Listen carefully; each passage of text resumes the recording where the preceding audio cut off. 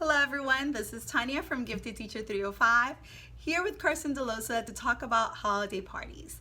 Now the holidays can be a very busy time and it can be very stressful, but it is a great opportunity to talk about diversity and acceptance in the classroom. Now my tip is that I like to tell my students to bring in either a recipe or an actual dish that they like traditionally to use in their homes. We discuss how these are made and we discuss what are the ingredients, and many times we find that there is a common ingredient in many of the different dishes, no matter what your cultural background is. Now what's so wonderful about this is that it opens up a discussion about acceptance and tolerance, and it builds a connection between all of the students when they find that they have this one ingredient in common.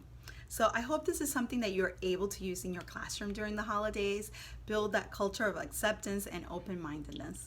Thank you for watching. I hope this tip was helpful.